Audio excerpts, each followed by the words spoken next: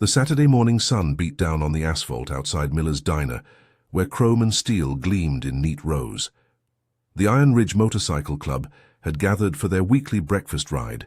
23 bikes lined up with military precision, their riders inside nursing coffee and swapping stories about the upcoming charity run. The rumble of Harleys and Triumphs had faded to a low, idle hum, engines ticking as they cooled. Marcus Doc Henderson stood by his Road King, adjusting his saddlebag. At 52, he'd seen enough in his years as an ER nurse to recognize trouble before it announced itself. The club patch on his vest, a mountain peak with crossed wrenches, represented 15 years of brotherhood, charity work, and community presence. Today was supposed to be simple. Breakfast, then a scenic route through the hill country. That's when he heard it. A sharp cry, barely audible over the distant traffic on Route 9. Doc's head snapped up.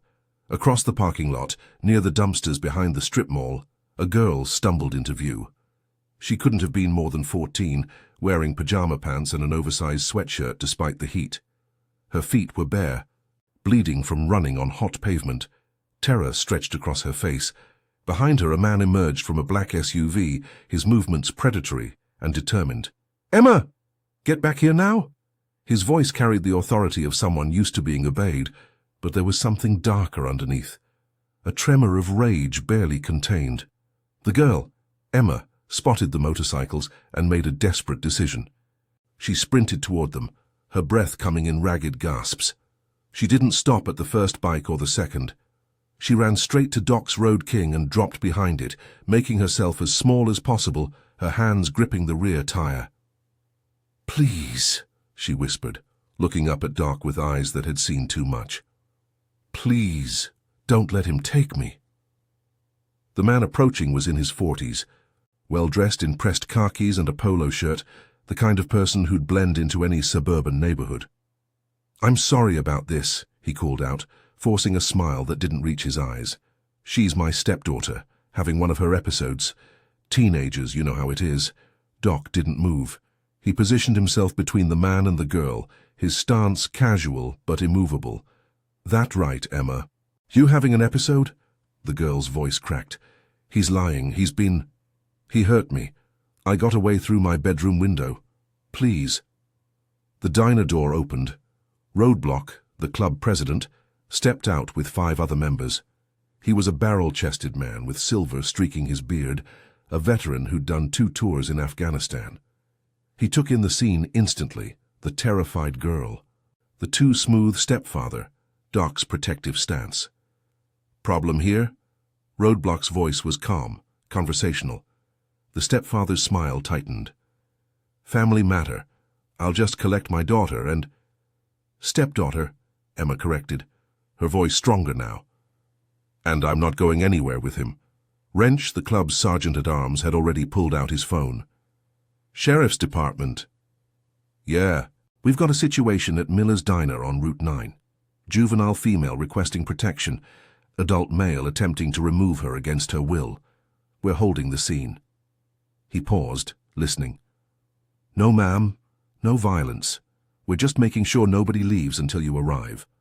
The stepfather's demeanor shifted. The friendly mask cracked. "You people have no right." "We have every right," Roadblock said quietly. "This is a public parking lot. Girl says she doesn't feel safe. We're waiting for the authorities. That's called being good citizens." More club members emerged from the diner. Within 3 minutes, Emma was surrounded by a wall of leather vests and concerned faces. Rattlesnake, the club's secretary who worked as a middle school teacher, knelt near Emma but gave her space. "Hey, sweetheart.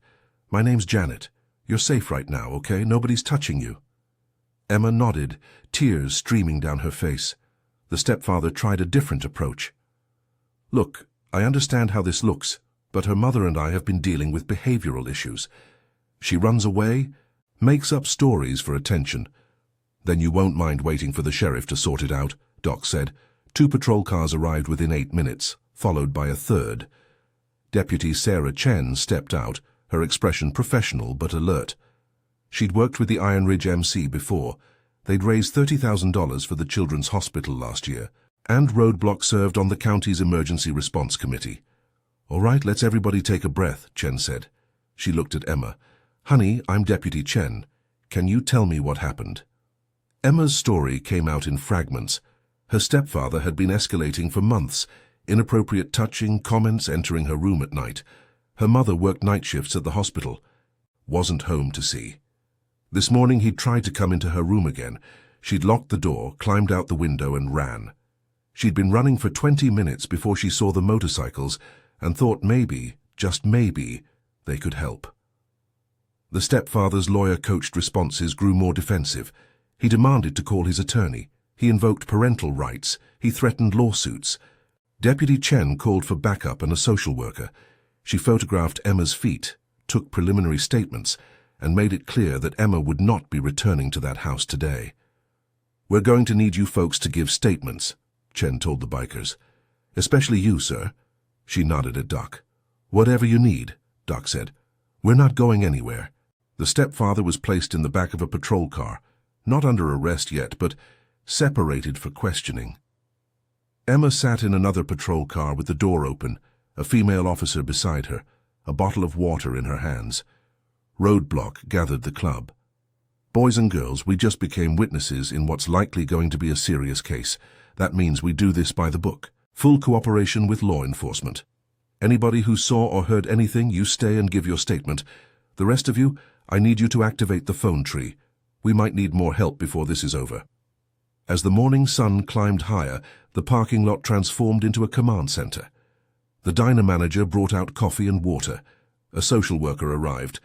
A kind-faced woman named Patricia, who specialized in trauma cases. Emma's mother was contacted at the hospital and came racing over, her confusion turning to horror as the situation was explained. Doc watched as Emma finally broke down in her mother's arms, the truth pouring out. The mother's face cycled through disbelief, guilt, rage, and determination. I didn't know, she kept saying. Oh, God. Baby, I didn't know. By noon, the stepfather had been arrested. Preliminary evidence, text messages on Emma's phone, testimony from a school counselor Emma had confided in, but been too scared to make an official report with, supported her account. The DA would review the case on Monday. Emma's mother approached the bikers, her eyes red but grateful. I don't know how to thank you. If you hadn't been here... We were just in the right place, Roadblock said gently. But this isn't over. That man's going to lawyer up. He'll try to discredit Emma, maybe claim she's lying. These cases are hard. The mother's face hardened. Then we fight. Doc spoke up. Ma'am, with your permission, the club would like to help. We've got members who've been through the system. Victims' advocates, counselors, a retired family court judge. We'd like to make sure Emma's got support through whatever comes next. Patricia, the social worker, nodded approvingly. A visible community presence can make a significant difference in these cases, shows the court that the victim has a stable support network. Emma's mother looked at her daughter, who managed a small nod. Okay, she whispered. Yes, please. As the patrol cars pulled away and the crowd dispersed, Roadblock made a decision. He pulled out his phone and started texting, not just to Iron Ridge members, but to the regional council representatives from motorcycle clubs across 3 states. Within an hour, the response was unanimous. Emma wouldn't face this alone. Chapter 2. The Network. Monday morning arrived with the weight of legal machinery grinding into motion. Emma's case had been assigned to Assistant District Attorney Michael Torres, a prosecutor known for his meticulous preparation and his track record with domestic violence cases. But he was also realistic. These cases are incredibly difficult, Torres explained in his office. Emma's mother and Patricia, the social worker, sitting across from him. The defense will attack Emma's credibility. They'll bring up anything. School disciplinary records, social media posts, past arguments with her stepfather. They'll paint her as a troubled teen seeking attention. Emma's mother, Lisa Chen, had barely slept in 2 days. What can we do? Document everything, keep Emma in counseling, and frankly prepare her for the fact that this goes to trial, she'll have to testify. Torres paused. I saw in the initial report that motorcycle club members witnessed the parking lot incident. That helps establish her state of mind, her fear. It's good corroboration. Outside the DA's office, Doc and Roadblock waited. They'd taken personal days off work, Doc from the hospital, Roadblock from his construction company, to be present. When Lisa emerged, they could see the exhaustion in her posture. "He's being arraigned this afternoon," Lisa said quietly. "His bail is set at $50,000. "He'll post it," Roadblock said grimly. "Men like that always have resources." He was right. By 5 p.m., Richard Morrison, Emma's stepfather, had bonded out. His attorney, a sharp-dressed woman named Catherine Vance from a downtown firm, held a brief press conference on the courthouse steps. She spoke about the rush to judgment, about family disputes being criminalized, about a troubled teenager's cry for attention. The media ate it up. That evening, the Iron Ridge clubhouse filled beyond capacity. Word had spread through the motorcycle community, and representatives from 18 clubs showed up. The Twisted Throttle MC from 3 counties over, the Desert Riders, the Coastal Brotherhood, the Veterans Legion. Even clubs that normally kept to themselves sent delegates. Roadblock stood before them, his voice carrying to the back of the room. "Brothers and sisters, here's the situation. A 14-year-old girl asked us for help, we gave it. Now she's facing a legal battle that could take months, maybe a year. She needs to know she's not alone." A voice called out from the back. "What are you proposing?" "Court escort," Roadblock said simply. "Every hearing, every appearance, every deposition. We show up. Not to intimidate, not to threaten, but to show that this community stands with victims. We follow every law, every protocol. But we're visible."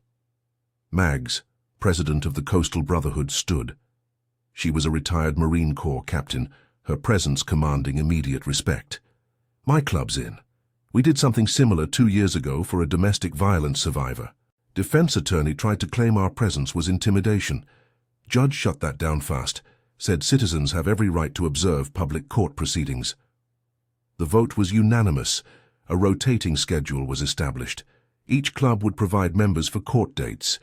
They'd coordinate with law enforcement, follow courthouse rules, maintain respectful silence.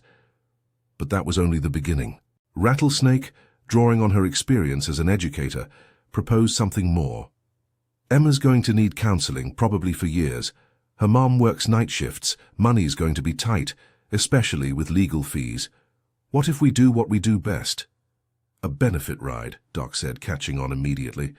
Within a week, planning was underway.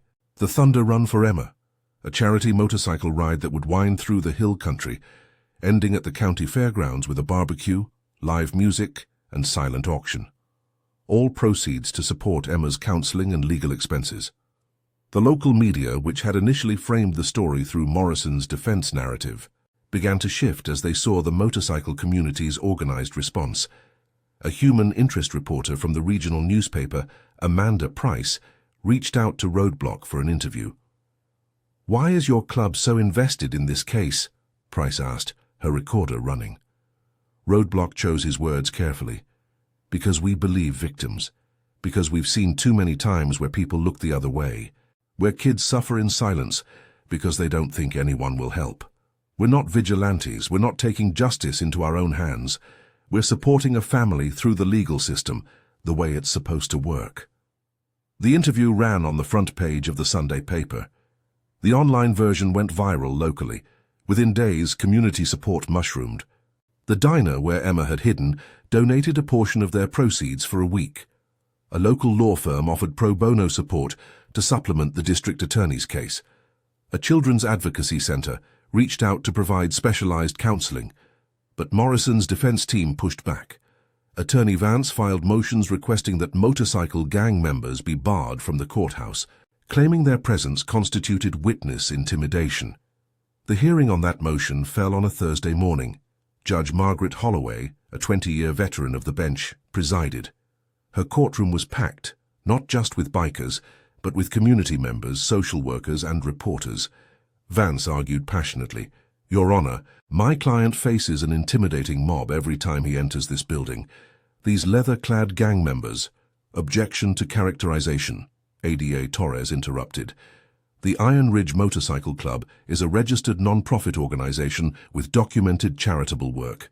They have no criminal associations." Judge Holloway fixed Vance with a steady look. "Counselor, Is your client claiming he feels unsafe in a building full of armed sheriff's deputies?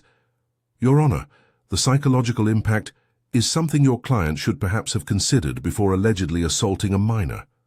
Judge Holloway's voice was sharp. This is a public courthouse. These citizens have every right to observe public proceedings, provided they follow courthouse rules and protocols. Has there been a single report of misconduct? No, Your Honor, but then your motion is denied. Holloway turned to the bikers seated in the gallery. However, I will make this clear to everyone present. This courtroom operates on respect and decorum. Any outbursts, any intimidating behavior, any violation of protocol, and I will have you removed and held in contempt. Are we understood? A chorus of "Yes, Your Honor" echoed through the courtroom. Morrison sat at the defense table, his expression carefully neutral. But Doc, who'd learned to read people in triage situations, saw the tension in his shoulders. The man had expected his attorney to clear the courtroom of supporters. Instead, he'd face them at every turn. As they filed out after the hearing, Emma and her mother were escorted by Patricia and a victim's advocate. Emma looked up at the rows of bikers lining the hallway and whispered something to her mother. Lisa approached Doc with tears in her eyes. She asked me to thank you. She said she finally feels like someone believes her. Doc's throat tightened. We do, ma'am. All of us do. That weekend, the Thunder Run drew over 300 motorcycles. The procession stretched for 2 miles, engines rumbling in coordinated formation. Local news helicopters captured aerial footage. The fairgrounds filled with families, supporters, and curious onlookers. Emma attended with her mother, wearing an Iron Ridge supporters T-shirt that Rattlesnake had given her. She was still fragile, still healing, but when Roadblock presented her with the check, $42,000 raised, she managed a genuine smile. This is for your future, Roadblock said gently. For counseling, for college, for whatever you need. You've got a whole community behind you now. The preliminary hearing was scheduled for 3 weeks later, and when that day came, Morrison would walk into a courthouse surrounded by 120 motorcycles parked in perfect formation, their riders standing silent witness. The message was clear. Emma was not alone. Chapter 3. The Testimony. The preliminary hearing arrived on a crisp autumn morning. Maple leaves scattered across the courthouse steps, and the temperature had dropped enough that the bikers wore their leather jackets against the chill. They'd begun arriving at dawn, first the Iron Ridge members, then clubs from across the region. By 8 a.m., 120 motorcycles lined the courthouse perimeter, parked with precision that would make a military parade envious. Their riders stood in silent formation, not blocking access, not impeding traffic, simply present. Sheriff's deputies monitored the situation, but there was nothing to monitor, no raised voices, no threatening gestures, just quiet solidarity. Inside, Emma sat in a witness preparation room with ADA Torres and a child psychologist named Dr. Sarah Mitchell, who specialized in trauma testimony. Emma had lost weight in the past month. Dark circles shadowed her eyes. But there was something else too, a core of determination that hadn't been there before. Remember, you only answer the questions asked, Torres coached gently. Don't elaborate unless I ask follow-up questions. If you don't understand something, say so. If you need a break, tell the judge. And Emma, he waited until she met his eyes. You're incredibly brave for doing this. I don't feel brave, Emma whispered. Bravery isn't the absence of fear, Dr. Mitchell said softly. It's doing what's right, despite being terrified. In the courtroom, Judge Holloway took the bench promptly at 9. The gallery was full, bikers in the back rows, community supporters, reporters in the designated press section, and Lisa Chen sitting with Patricia and a victim's advocate. Morrison entered with his attorney, and Doc, seated in the third row, watched the man's face when he saw the packed courtroom. A flicker of something crossed Morrison's features before his lawyer's training kicked in, and he smoothed his expression to neutral concern. Attorney Vance had brought reinforcements, a second chair attorney and a private investigator. This was going to be a fight. The preliminary hearing's purpose was straightforward: establish probable cause that a crime occurred and that Morrison likely committed it. The bar was lower than trial, but Vance would use it to test the prosecution's case and attack Emma's credibility. Torres called Emma as his first witness. She walked to the stand with her mother's eyes on her, with Patricia's supportive presence, with the knowledge that 120 people outside believed her. She was sworn in, her voice barely above a whisper. Torres took her through the events methodically, the escalating inappropriate behavior, the comments, the touching, the morning she'd fled. "Emma, why did you run to the motorcycles that morning?" Torres asked. Emma's voice strengthened slightly. "Because there were so many of them, I thought if I was around that many people, he couldn't hurt me, that someone would help." "Did someone help?" "Doc, Mr. Henderson, he stood between me and Richard. He called the police. They all stayed until the officers came." Vance's cross-examination was surgical. She established that Emma had been disciplined at school twice for talking back to teachers, that she'd argued with Morrison about curfew the week before the incident, that she'd posted angry lyrics on social media. "Isn't it true, Emma, that you resented your stepfather's authority?" Vance's tone was sympathetic, almost kind, which made it more dangerous. "He wasn't trying to parent me," Emma said quietly. "He was trying to—" "Please answer yes or no. Did you resent his authority?" Torres stood. "Your Honor, the witness should be allowed to explain her answers." "I'll allow it," Judge Holloway said. "The witness may explain." Emma took a breath. "Yes, I resented him, because he wasn't acting like a parent. He was acting like—" she faltered. "Take your time," Holloway said gently, "like he thought he owned me." The courtroom remained silent, but Doc saw several of the biker's hands clench. Vance continued, probing for inconsistencies, highlighting the lack of physical evidence, emphasizing that Emma had never made a formal report before. It was brutal, but professional. Then Torres called Doc to the stand. Doc described Emma's appearance that morning, the terror in her face, her bare bleeding feet, her desperate plea for help. He described Morrison's demeanor, the shift from friendly to threatening. "Mr. Henderson, in your 15 years as an emergency room nurse, how many assault victims have you treated?" Torres asked. "Hundreds," Doc replied. "And in your professional opinion, was Emma Chen exhibiting signs of genuine distress that morning?" "Objection calls for speculation," Vance interjected. "Your Honor, Mr. Henderson's medical training and experience qualify him to observe signs of distress," Torres argued. "I'll allow it," Holloway ruled. Doc looked at the judge. "Yes, Your Honor. Emma exhibited classic signs of acute trauma. Hypervigilance, physical trembling, dissociative behavior. She was terrified." Vance's cross tried to shake him, but Doc had testified in medical malpractice cases before. He remained calm, factual, unshakable.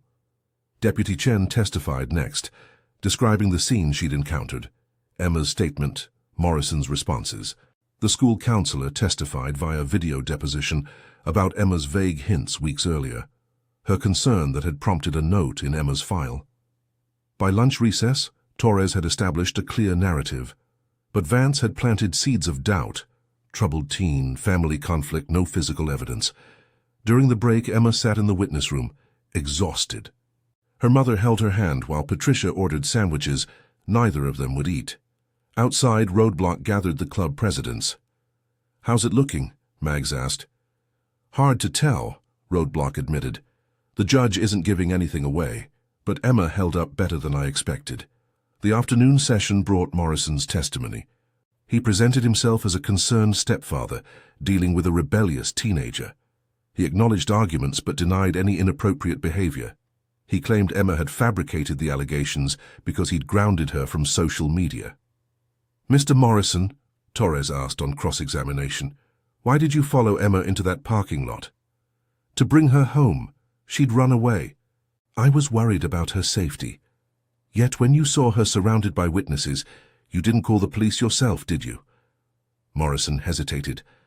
"I didn't think it was necessary. I thought I could handle it as a family matter." "A family matter that resulted in your arrest?" "Objection, argumentative," Vance called. "Sustained," Holloway said. "Rephrase, Mr. Torres." Torres shifted tactics. "Mr. Morrison, do you remember telling the bikers at the scene that Emma was having an episode?" "That's what I believed at the time. She'd been acting out. What kind of episode? Was she having a mental health crisis? Morrison realized the trap too late. No, I just meant, so you used a term that suggested medical instability to dismiss her credible fear. Objection. Holloway sustained it, but the point was made. The hearing concluded at 4 p.m. Judge Holloway took a brief recess to review notes, then returned to the bench. I've heard testimony from multiple witnesses, she began. While this court acknowledges that the standard of proof at preliminary hearing is not as stringent as at trial, I find that the prosecution has established probable cause that criminal sexual conduct occurred, and that there is reason to believe the defendant committed these acts. The case will proceed to trial. She set a trial date for January, then added, Mr. Morrison, your bail conditions are modified. You are not to come within 500 feet of the alleged victim or her residence. You will wear a GPS monitoring device. Any violation results in immediate revocation of bail. Clear? Yes, Your Honor, Morrison said tightly. Outside, the bikers waited for Emma and her mother to emerge. When they did, a spontaneous thing happened. The riders formed two lines, creating a protected path to Lisa's car. No words, no celebration, just quiet presence. Emma paused at her mother's car, turned and looked back at the courthouse, at the motorcycles, at the people who'd stood with her. Thank you, she called out, her voice carrying in the autumn air. Roadblock nodded once. We'll be here for the trial too. As Lisa drove away, Doc turned to the assembled riders. January. That gives us 3 months to make sure Emma has everything she needs. Counseling, legal support, stability. And to make sure that when Morrison walks into that courtroom, Mags added, he knows this community hasn't forgotten. The motorcycles fired up in sequence, a rolling thunder that echoed off the courthouse walls. As they pulled out in formation, several drivers on the street honked in support. A woman on the sidewalk held up a hand-lettered sign. We believe Emma. The network had grown beyond the clubs now. It had become something larger, a community refusing to look away. Chapter 4. The trial. January arrived with the kind of cold that cut through leather. The trial was set to begin on a Monday, and the previous weekend had seen a flurry of final preparations. Emma had been in intensive therapy with Dr. Mitchell, working through trauma while preparing to testify in detail. Ada Torres had refined his case, bringing in additional expert witnesses, a forensic psychologist, a specialist in child sexual abuse accommodation syndrome, a digital forensics expert who'd analyzed text messages and social media patterns. Morrison's defense team had grown too. Vance had brought in a jury consultant and a media relations specialist. They'd filed numerous pretrial motions, attempting to exclude evidence, limit testimony, and sequester witnesses. Most were denied, but it showed the level of their preparation. The night before trial, the Iron Ridge Clubhouse hosted a gathering. Not a party, the mood was too serious for that, but Roadblock wanted everyone on the same page. Here's how this works. He addressed the assembly of 50 club members and representatives from allied clubs. Trial could last 2 weeks. We maintain presence every single day, but we rotate so nobody loses their job. We follow every courthouse rule. No reactions to testimony, no matter what we hear. We're there as witnesses to the process, nothing more. Rattlesnake raised her hand. What about Emma? How's she holding up? Fragile but determined, Doc answered. He'd been checking in with Lisa regularly, had even arranged for Emma to meet with a group of sexual assault survivors who'd gone through trials, women and men who could tell her what to expect, how to endure. The defense is going to be brutal. Torres had warned Lisa and Emma in their final prep session. Vance is good at her job. She's going to try to make the jury doubt Emma's credibility. They'll bring up every mistake, every teenage rebellion, every inconsistency in statements. It's going to feel like Emma's on trial. In a way she is, Lisa said bitterly. I know, but here's what matters. We have corroboration. We have Doc's testimony about her state when she fled. We have the school counselor's notes. We have the digital forensics showing Morrison's pattern of texts at inappropriate times. Most importantly, we have Emma's voice. And juries believe victims more than defense attorneys want to admit. Monday morning, the courthouse parking lot filled before dawn. 120 motorcycles, arranged in perfect formation. News helicopters circled overhead, broadcasting footage of the scene. It had become a symbol, not just of this case, but of community accountability. Inside, jury selection took 2 full days. Vance used her challenges to eliminate anyone with strong ties to the motorcycle community, or anyone who'd experienced sexual abuse. Torres fought to keep parents of teenagers, educators and healthcare workers. The final jury of 12 plus 2 alternates was seated Wednesday afternoon. Opening statements began Thursday morning. Torres laid out a clear narrative.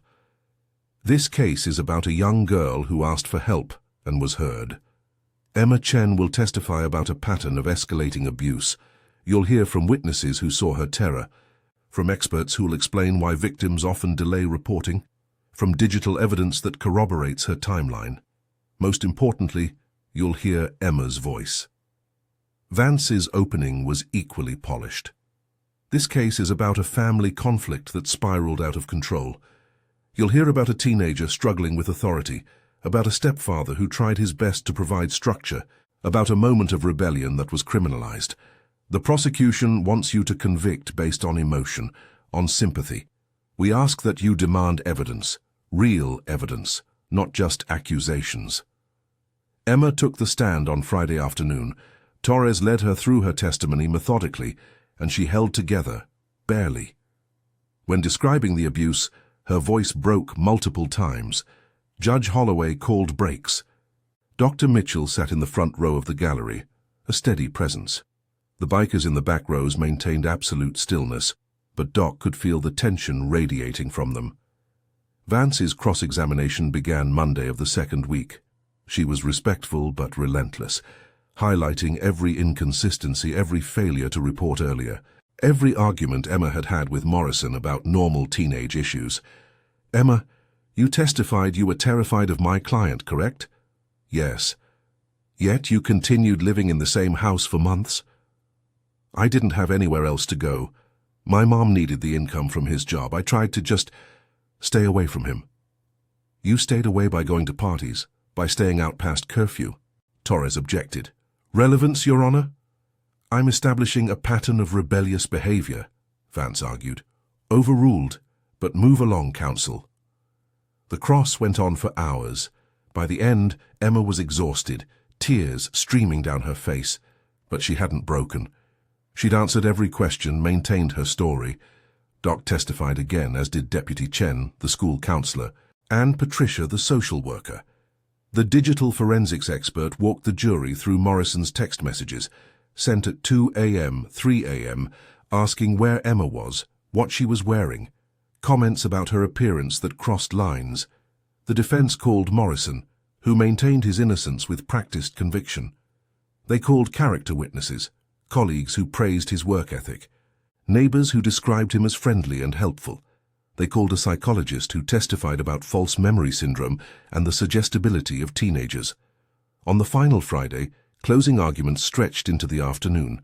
Torres spoke directly to the jury. Emma Chen ran barefoot through a parking lot and hid behind a stranger's motorcycle because she was terrified. Ask yourselves, what kind of fear drives a 14-year-old to do that? The defense wants you to believe this is all fabrication, teenage drama. But you've seen the evidence. You've heard Emma's voice. You've seen the pattern of behavior, the digital trail, the corroboration. This isn't drama. It's the truth. Vance's closing was equally passionate. Reasonable doubt. That's your standard. Not maybe it happened. Not she seems credible. Proof beyond reasonable doubt. And that burden hasn't been met. You have a troubled teenager, a family in conflict, and a rush to judgment. Don't let sympathy replace evidence. The jury received instructions and began deliberations at 4 p.m. They requested to be sequestered overnight if needed. Outside, the bikers maintained their vigil. Food trucks had arrived, donated by local businesses. The scene had taken on a festival atmosphere. Supporters, families, community members gathering in shared purpose. Emma and her mother waited in the victim's assistance office, unable to eat, unable to do anything but wait. The jury deliberated through the evening. At 9 p.m. Judge Holloway sent them to a hotel. The bikers finally dispersed, promising to return at dawn. Saturday morning arrived cold and grey. The jury resumed at 8 a.m. By noon, they'd reached a verdict. The courtroom filled within minutes. Emma gripped her mother's hand so tightly her knuckles turned white. Morrison sat stone-faced at the defense table. "Has the jury reached a verdict?" Holloway asked.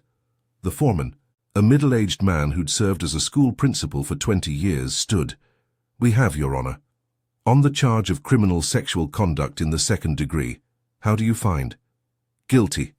The word hung in the air for a moment before the courtroom erupted, not in cheers but in released tension, in quiet sobs from Lisa, in Emma's collapse against her mother. "Order," Holloway said firmly, but not unkindly. She polled the jury, unanimous on all counts. Morrison's bail was immediately revoked. As deputies moved to take him into custody, he turned to look back at his attorney, his family in the gallery, and finally at Emma. Whatever he saw in her face, strength, survival, truth, made him look away. Outside, news spread through the gathered crowd. Roadblock held a brief press conference. His words measured. "Today, justice worked the way it's supposed to. A victim was heard, a community stood together, and the legal system delivered accountability. This isn't about celebration, it's about closure and healing." Amanda Price, the reporter who'd followed the case from the beginning, approached Doc. "What's next for Emma?" "Healing," Doc said simply. "She's got a long road ahead. But she's not walking it alone." 6 weeks later, at Morrison's sentencing hearing, Emma read a victim impact statement. Her voice was stronger now, steadier. "You tried to make me small," she told Morrison, who sat in orange jail scrubs. "You tried to make me silent, but I found my voice and people listened. I'm going to therapy now. I'm going to college someday. I'm going to be okay. And you'll be exactly where you belong." Judge Holloway sentenced Morrison to 15 years in prison. That spring, the Iron Ridge MC held their annual charity ride. Emma attended with her mother, wearing her supporters' T-shirt. She was smiling now, not the broken girl from the parking lot, but someone finding her way toward whole. As the motorcycles lined up for the ride, Emma approached Doc. "I wanted to give you something," she said shyly. She handed him a letter she'd written, thanked him and the club for standing with her. "You gave us something too," Doc said gently. "You reminded us why community matters, why we show up for each other." The ride commenced with 150 motorcycles, more than ever before. They rolled through the hill country under clear skies, engines rumbling in harmony, a sound that had once been Emma's salvation and now represented her triumph. In the years that followed, Emma would finish high school, then college. She'd become an advocate herself, speaking at schools about recognizing abuse and finding the courage to report it. She'd tell her story not as a victim, but as a survivor who'd been heard. And every year on the anniversary of that Saturday morning in the parking lot, the Iron Ridge MC would gather at Miller's Diner. Not to relive trauma, but to remember that sometimes courage looks like a scared girl running toward help, and community looks like people who refuse to look away. The motorcycles would idle in their perfect rows, chrome gleaming in the morning sun, their riders knowing they'd been part of something that mattered.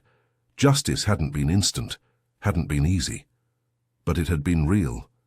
And that made all the difference.